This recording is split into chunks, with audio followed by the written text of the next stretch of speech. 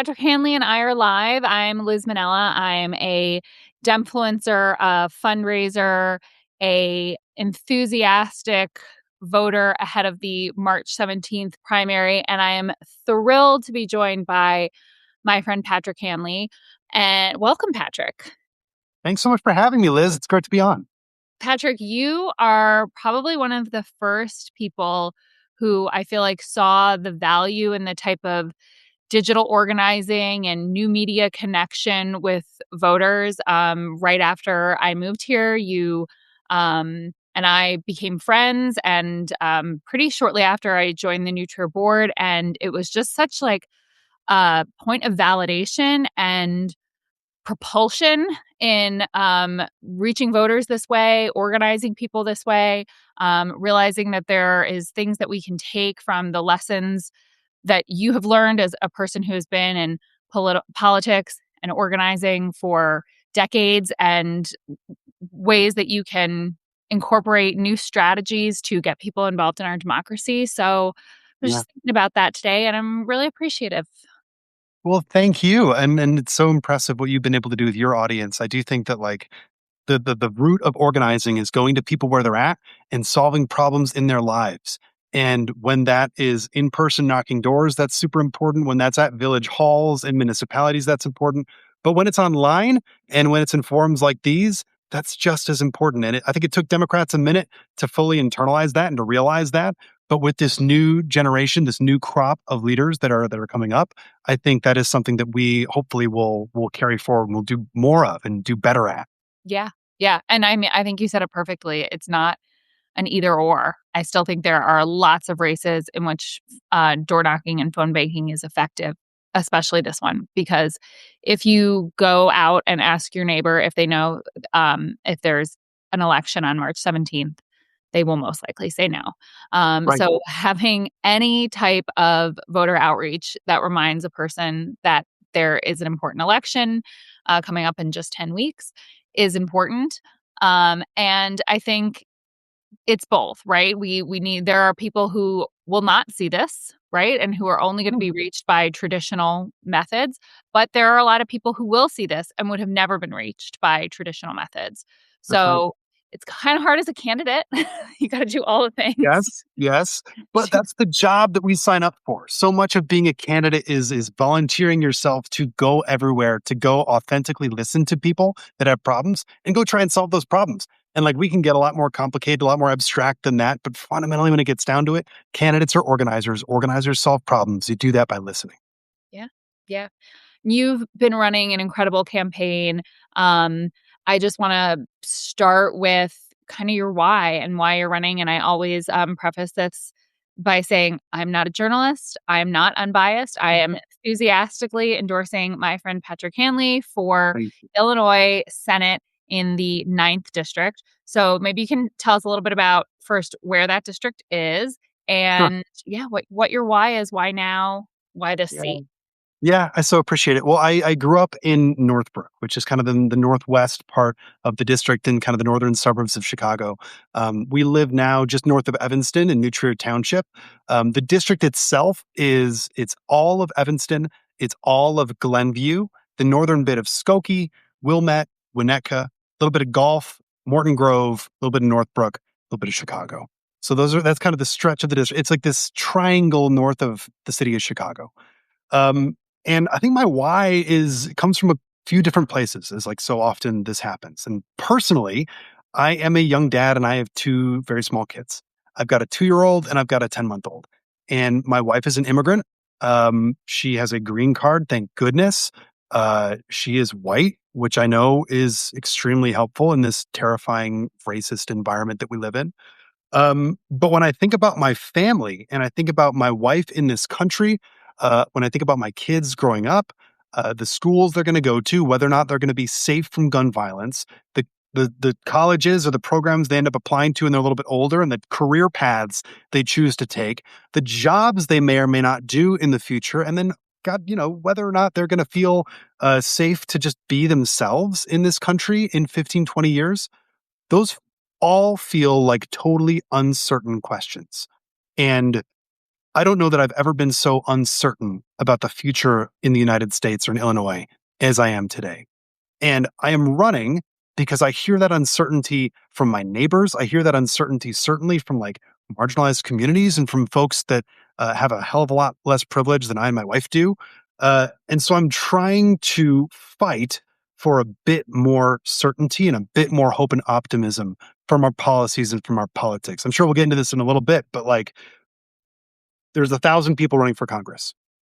I would not want to go to Congress because the job in Congress is just to grind it out for the next 10 years. We live in a country that is bouncing back and forth between two extreme, well, one extreme and then one everything else. Mhm. The work, I think, work is happening in the states.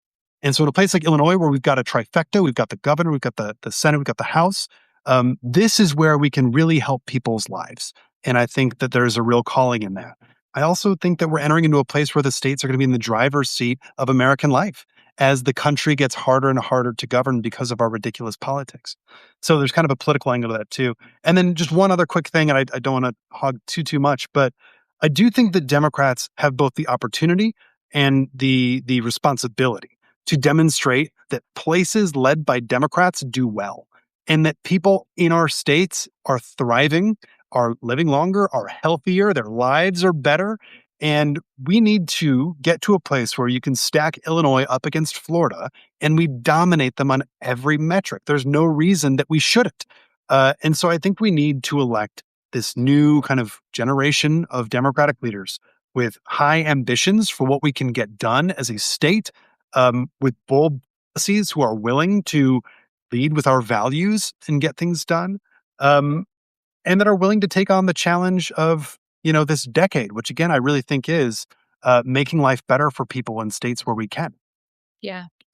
So well said. I always feel so much like hope and optimism when we're hanging out and we're talking about what we could make Illinois look like in the next couple of Yeah. decades and the future in the state we want to build for your boys and my girls who will hopefully grow up and marry each other. Um, be the best little organizers the state has ever seen. And I think people really need that hope right now and that certainty and that feeling that there are people fighting for them and people who are coming at this from all different types of backgrounds and mindsets. So I think something that sometimes frustrates me with our Democratic elected officials in this state is the the politics as usual, the thinking about their own seat, the kind of it seems like they were all sort of put through the same like robot machine to make them a politician, to give the Yeah. same answers, to slow roll progress. And you have a really different background and a really different approach. So could you tell us a little bit about what you did before this and what your kind of experience has been like? Yeah, absolutely. So I bring to this a real diversity of experiences. I was thinking the other day, I was knocking doors in Northbrook, and I was remembering how my first job was on the grocery line at Sunset Foods. So I have worked. Sunset, I best grocery store in the area, people. Don't sleep. They're wonderful. They're wonderful. So I worked at I worked in retail at the Lego store. I went off to Washington D.C. and I worked in the federal government for a little bit. I've worked in international business and finance. I came back and I did a ton of organizing work around social justice, working on minimum wage and sick leave, migrants' rights. I went and got my master's in public policy and my MBA from the University of Chicago, in part to better understand how firms work and why they maximize profit and how, and then how you regulate them and how you do it well in a way that creates good paying jobs, increases union density, and makes everybody's lives better. How do you harness capitalism for people, for humans? Um, and then I got pulled into a consulting where I advised state governments during COVID-19. So I went into governors' offices and we were facing this unprecedented, crisis, this plague. And we'd go in and they'd say, all right, how do we get from testing, 25,000 people a day to a million people a week? And we went and we figured it out. And we did that working with state agencies, with governors' offices. We did that working with legislators to refine legislation that they had passed.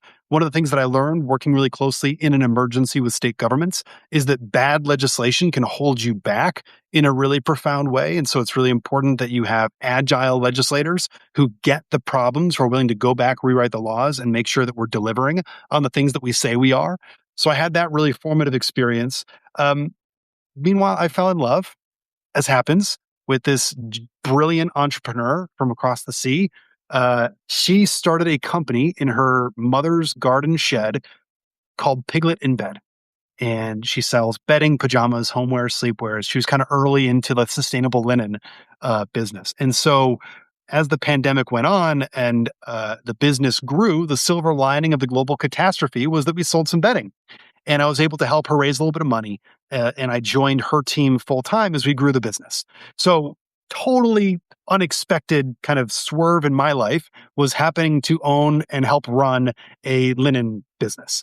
And so, for the last several years, my wife and I have grown this business from a warehouse in Northbrook and a dozen employees to 3 brick and mortar stores and more than 100 folks working on this great, great team, building a business that I'm just so proud of, and that she is just such a inspiration in my life for starting, leading, and growing. That's So I've been a small business owner. I've been a policy advisor. I've been an organizer. And in recent years, I've led the local Democratic Party, of which you are a proud member, and our endorsement session is coming up in a couple weeks. Um, and through that, we put together something called Operation Swing State. We knew that 2024 was going to be a terrible election, regardless of whether we were running with President Biden or somebody else. We just knew that it was going to be really tough. The inflation environment was really bad. And we knew that we couldn't lose any votes. We couldn't afford to lose any votes. And we wanted to treat Chicago like a city in a swing state, because we have so many volunteers here that don't necessarily realize the impact they can have. So we brought together 80 different organizations from all over Chicagoland. We mobilized 10,000 Illinois volunteers to go knock 250,000 doors in Michigan and in Wisconsin. And I say all this to say that I bring this diversity of experiences from all these different parts of my life that I think are going to inform the way that I lead in Springfield and the way that I present as a state senator. And I do think that internalizing the lessons of owning a business, internalizing the lessons of advising an executive in government, um, getting, can I swear? Getting shit done as an organizer and working through movement politics is really important to any legislator in Springfield as well. It gives you another view on how you can get things done down there, not just organizing under the dome, which, by the way, legislators don't do enough of, but also organizing outside the dome and bringing impacted communities and advocates to the table as we work on bold, transformative legislation. So I think I bring a lot to this role, and I'm really excited to see where it takes me. I think that last point is so key and will resonate a lot with my audience who started following me as I was organizing to pass an Illinois assault weapons ban. And there were times where I felt like the advocacy community was treated like, to quote a legislator, a prop that is moved around the room, sometimes Right. Right. appreciated, sometimes ignored. And she was saying this as, a knock against um, uh, the way that they're treated by our electeds. And I really see you having a fundamentally different attitude towards the advocacy community and the organization and the people power that they're able to drive. I think sometimes people can get into office and get real, like they forget to see the forest through the trees, they forget their why, they forget who put them there, and they forget the grounding purpose of all of this as they're navigating a next to impossible job of competing interests, corporate interests, their own, the own internal politics of politics and things like that. But I know that you will stay grounded in your with your heart as an organizer and an advocate, and we really need that in Springfield. I don't think that there's um I don't think it's malicious. I think they just forget, and there aren't enough people there reminding them. I think Uh, that's probably true, but I also think that the scope has changed really fast, both in terms of what the job is. So there was a time when you could be a good lawyer and head down to Springfield, put your head down, uh, you know, write some bills, try and get a few passed, come up for air, maybe explain the bills in your district, and go on a vacation. yeah, And that was a perfectly fine way to be. And let's be clear, technically, these are part time jobs. yes, So you're supposed to be working your full time job in addition to this. The role has fundamentally changed, and now the role of a politician and a public servant, I would say anywhere in the United States, but certainly here in Illinois, it is to it is to help organize, it is to advocate on issues that you care about, it is to bring, again, impacted individuals and communities to the table to help them inform the policymaking process. It is to make sure that things you passed actually are happening, actually getting done. If you read the names of legislation of all the bills passed in Illinois over the last 5 years, you would think that we've solved every problem. And we clearly haven't. So we need legislators who care deeply about the agencies themselves and the implementation of legislation and policy outcomes. And if things aren't moving as fast or happening as effectively as intended, we need to go back, rewrite legislation, rework allocations, and make sure that they are getting done. And then there's this communications piece that we kind of started with. I think the role of a politician, a public servant right now is in large part to communicate. And it is not just monolithic. It's not from the public servant to the people. It is a dialogue with our communities, and it's our real life communities. It's our online communities. It's writing. It is showing up. It is speaking. It is listening. And I think that is all so important. Um, as we navigate a truly unprecedented time in our democracy. Um, and I would say a lot of this is coming from an underlying context where trust in government has probably never been so low. Mhm. Trust in the parties has probably never been so betrayed and so low. Trust in, look, our party, Democrats, is pretty tough right now. And so we have this enormous responsibility and opportunity to win that back and then do big things with the power that we try and organize from the communities that send us. 1000%. Um, I think it's, as I said, a sort of near impossible job, and one that you have to have so many different, sometimes in opposition skills to Yeah, be successful at. And it's just one of the most vitally important roles that anyone can fill right now. As we talk about the importance of state government. Uh, so to that end, there's one other person in this race running against you in the Democratic primary on March 17th. What are your key differentiators? What is your skill set that sets you apart from a sort of establishment pick here? that's right. So Rachel Ruttenberg is the other candidate in the race. We're friends. We've organized together. She's been in the same kind of Democratic politics that I have in recent years. She's a good person. This isn't one of those primaries where there's like a good and a terrible option. There are two very different options. I would say that Rachel got her start with Speaker Madigan and has kind of moved through some of the institutional think tanks and offices in Illinois. She was most recently with the Cook County President's Office. And so she has one set of experiences moving through public policy and moving through government.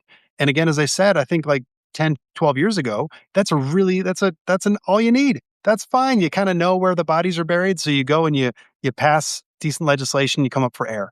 And I would just say that I think I bring a diversity of experiences and I bring a different set of skills to this role that I think are needed now more than ever. And I also, I'm not wedded to being a politician. I'm here. I want to do this to improve Illinois, kind of to make this state a better place for my kids to grow up in. And then when the job is done, I'm more than happy to move on to the next thing. I'm not a career politician and I don't want to be. And I think that's an important perspective to bring to this role too. So again, two good candidates. I just think when we think about the future of Democratic leadership and the future of what we need, um, in Illinois and in the Democratic Party, uh, I think I've got something to offer. Yeah, I think, particularly as we talk about lack of trust in institutions, um, it feels like people are really hungry for change. And now sometimes change can look like breaking things and not putting them back together. I think we saw that with things like the Tea Party movement and MAGA. And I fear that sometimes with our party, there will be an equal and opposite reaction to Trump, which could be just as dangerous, chaotic, and unproductive as we've seen that movement be, right? It seemed really exciting to a lot of people. There were a lot of big promises made that fell on people's ears at a time where they felt really desperate. And the thing that we constantly ask Trump voters now is like, how is it going?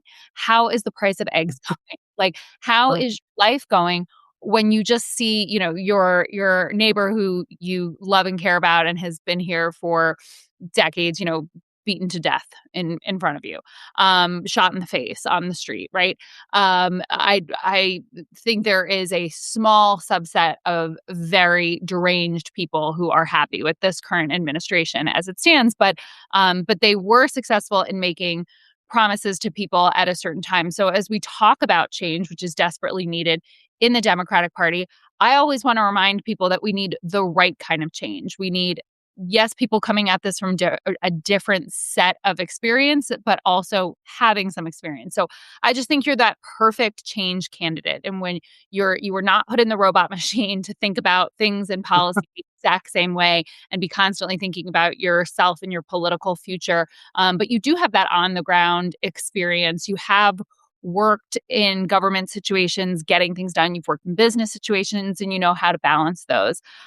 So again, I started this by saying I'm unbiased, but I just think you are like, the made in. If we could stack up all the perfect things about a candidate, that is you. I want to talk about what we're going to do when we get you to Springfield. As you know, the the family's first sort of platform is super important to me. I want to see us pass universal pre-K. I want to see us Right. steps towards universal childcare. We saw some big strides in New York. So Yeah, I want that's to hear right. your policy priorities, but I'm hoping number one has something to do with us not paying a mortgage payment for childcare. Absolutely. Liz, you took my line. I was talking to Jess about this the other day. We are literally paying more for daycare for our two little boys than we are for our mortgage. And that is an experience that too many families in our district share. That is a crushing burden on top of everything else getting more expensive. When we think about the rising cost of housing, the skyrocketing cost of healthcare premiums, that is all being layered on top of a totally unaffordable and broken market in daycare. One of the things you and I have talked about is it's not as though daycare workers are making a fortune either. They No. are getting crushed, and they're often working at wages that are well below what they should be getting paid. They're skilled workers doing jobs that, frankly, like terrify me. And so we need to make sure that we're taking care of them as well. And what we need is a massive, not only investment in childcare, early childcare, and daycare in all of our communities in Illinois, but we also need to be really thoughtful about different ways we can deliver the same service, like finding different ways to take care of our kids during the day, take that burden off of parents, do it affordably, and do it in a community. And so I think we need to kind of look at the issue from a 30,000-foot view and with the goal of allowing families who want it and families who need it the affordable opportunity to access daycare and childcare. I think it's so important. This has been one of Governor Pritzker's top priorities, which is great. So he's moved on it. There is a Department of Early Childcare. We've added 5,800 seats, I think, in the last year, and that is good. But there's like 140,000 3-year-olds in Illinois. So there's probably 500,000 kids that need daycare, which means there's all that many families who, if they want it, need to access it. So we provided spots for something like 90,000 kids to date, and there's another 400,000 kids to go. So that's quite a big lift. But as you said in New York, I mean, they're being expansive and ambitious with how they're approaching this. I think we need to use that same level of ambition and scale. And look, this is going to take a new revenue structure in Illinois. And we are a higher tax state. It is true, but our tax code is all over the place. So we actually place a pretty high tax burden on lower income folks through our flat income tax. So there is a way that we can rework our tax system to make sure that the wealthier and the richer among us pay their fair share, and that we together build an expansive state that actually serves the needs of people living here. And by the way, if you can make life more affordable for young parents and young families in Illinois, that is one major lever in getting us back towards growth. Illinois hasn't grown in 30 years in terms of our population or our economy. And the cost of living here is one big reason that's holding us back. What about why don't we have paid family leave? A policy that, Great question. I mean, we Look, haven't York, New Jersey, when we moved here, I remember, I mean, as we do our like family financial planning and we chose to move here, that was a lot big line item that, we Yeah, would have gotten in New York and not here. I'm going to vote for it. Send me to Springfield. Let's get it done. We haven't had the uh, we haven't had the political will in Springfield to do it just yet. I know that there are a number of senators that are really passionate about this. I've spoken to them about this exact thing. Um, I think we need to get it done, and so we need to nominate leaders that are willing to be bold, take big swings, and pass things that young families want. And then we'll do it. We'll enact it in Springfield. And hate to do this to you, but I just got to go on a little rant about Illinois.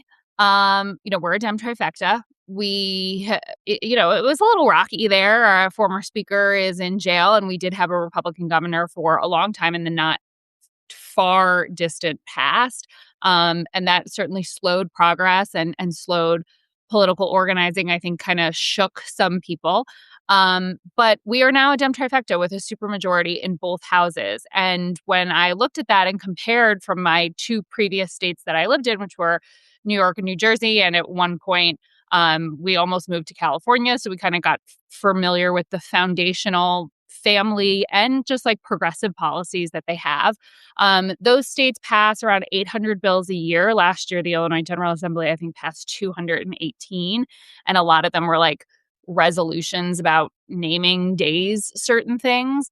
And we lack foundational progressive policies like universal pre-K, well, I will say universal daycare is not everywhere. So universal pre-K, paid family leave, free breakfast and lunch. Why and how can you, as the kind of like this new person, a lot of times government runs on seniority. What's your plan to get in there and shake this Yeah. shit loose? Look, we need more organizers in government. I come out of organizing. I come out of coalition building. I come out of relationship building. It's really important to me to listen, to empathize with the folks that I'm working with, and see where they're coming from, and see where we can build coalitions of power to get our different priorities across the line. Um, One of the things that I've heard time and again is that senators don't necessarily know each other. And there's no reason for that. Well, actually, there is a good reason for that. And that is because, folks are busy. People have fundraisers to go to. They've got calls to make. They've got doors to knock. They've got things to do. They have policies that they're working on. They may have another job. But I will make it a priority to get to know my colleagues and figure out ways that we can work together so that when we come up with a good idea, when somebody from the district comes to us with a good idea, we can pick up the phone and pick up some co sponsors rather than necessarily leaning entirely on the advocates to go and figure things out. One thing that often happens in Springfield is an advocate will bring a legislator a bill. And the legislators let, sounds good. Come back when you've got 15 co-sponsors. And the advocates will be doing all the work. And I think that should be more of a partnership. I think legislators can be doing a lot of that work too. Um, Well, and and my free time. and often are better placed to do it. So all to say, I think organizing is one of the missing skill sets in Springfield. And that's why I want to go down there to be an organizer and to get some of these things done. Things that, by the way, on the values basis, I don't know that there's a huge amount of disagreement. I think No. the disagreement probably comes more from political coalitions, caucus disagreements, and then of course, we've got to find the money. It's Yeah. it's it's important that we raise the revenue in a progressive way and that we find money to do this. Yeah, I think people disagree not on the should we, but the how, the when, Yes. and the who's going to spend. Spending political capital is something that is tightly guarded in Springfield.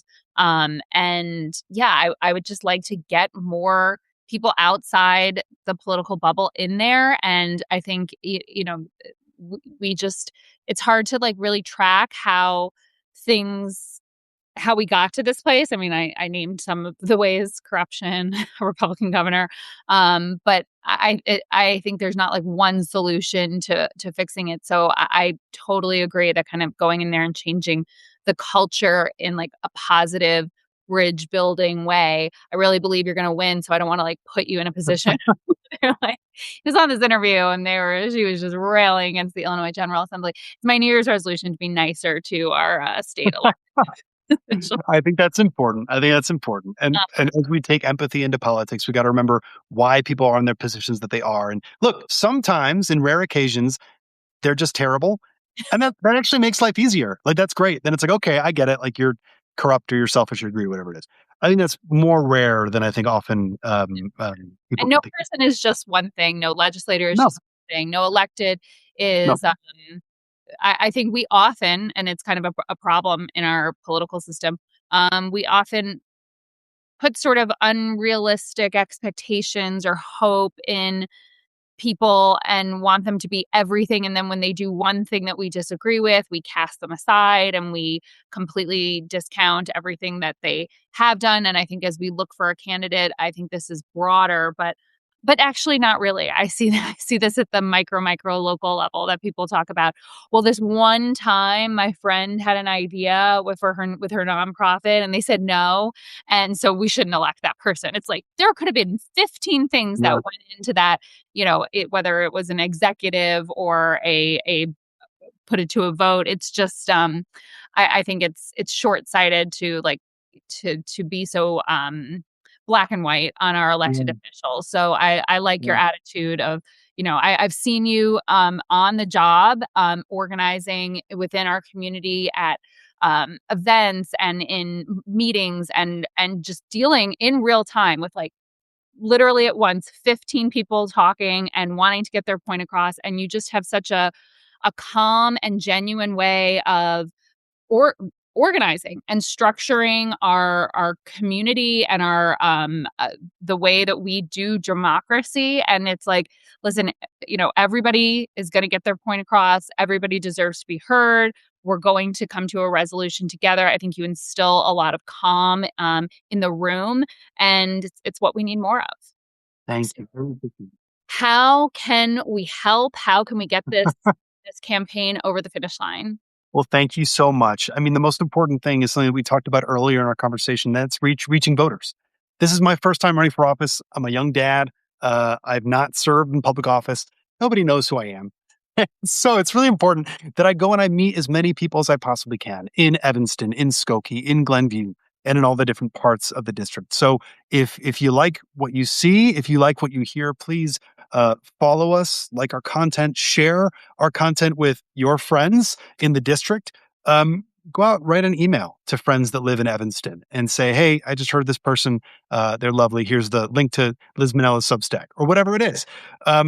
Now, if you care passionately about this race and you really want to elect a new generation of Democratic leaders, we have an office on Central Street in Evanston, and we launch canvases many times throughout the week. We have phone banks throughout the week. So we would love for you to come and join our grassroots team. You can do that by going to hanleyforillinois.com.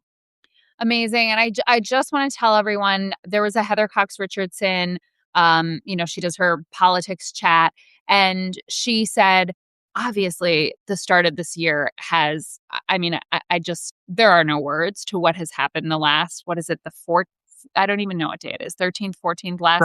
Several years into Yeah, 2026. I mean, it's crazy that we were only 2 weeks into this year, and we've just seen loss of life, destruction, invading other countries. It feels like the walls are closing in. It can feel so hopeless. It also can feel like, does anything I do matter? Especially if you feel like you were like the Harris super volunteer and you had your heart broken.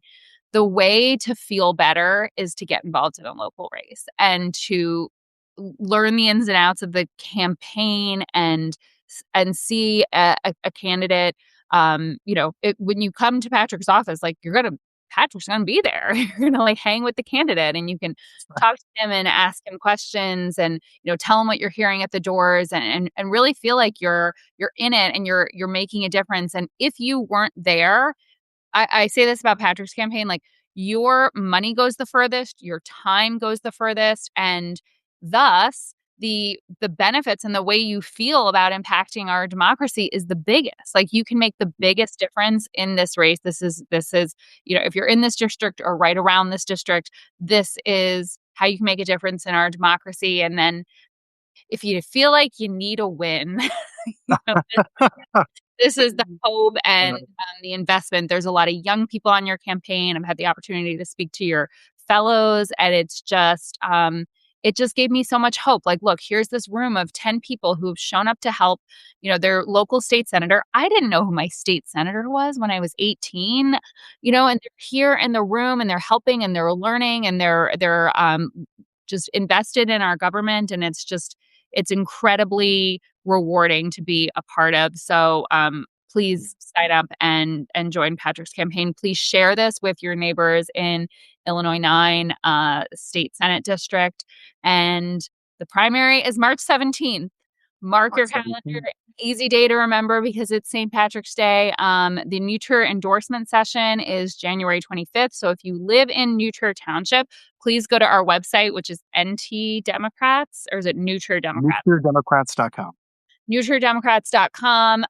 Sign up and join the organization. So in order to vote in the endorsement session, you have to live in the district and you have to be a member of the organization. And I've had some people ask me about that. And that's so that basically, bad actors and Republicans don't show up and vote in our endorsement session. We want to make sure that you are a person who is actually going to be like a part of our organization. So join our organization, come to the endorsement session on the 25th, vote for your favorite candidate. And that is another place where we will be creating both an online and paper sample ballot based on our endorsement picks. We'll be handing out at the outside the polls at a legal distance, and that we'll be putting up online and sharing with people. People use that. People, especially in a primary, they take that with them into the voting booth and they vote based on the recommendation of their politically involved friends and neighbors. If they, didn't have an opportunity to come to an endorsement session, busy session of life, you have 3 kids at home, like we get it. But if you can come to the endorsement session, it's vitally important because it's what your neighbors are going to use to vote. You will sway this election by showing up. And also, we have so many candidates running in so many different positions, particularly Congress, that it's going to be a small margin, right? And you being there matters. So show up. If you want to see change in government, you have to show the F up to everything. You have to come sit on the folding chair. Although it's at the community house, they're nice, soft chairs. They're pretty good chairs. Yes, exactly. So Winnetka Community House, January 25th. PatrickHanley.com. HanleyForIllinois.com. HanleyForIllinois.com. Patrick Roque Hanley on Instagram. Share this everywhere. Patrick, thank you so much for joining. Thank 60 you, Liz. days. Let's get this done. Let's get it done on St. Patrick's. Thank you so much. Great chatting with you. It's meant to be. There Kismet. you go. Okay. Thanks, Patrick. Have a good one. Thanks, Liz. Take care now. Bye-bye.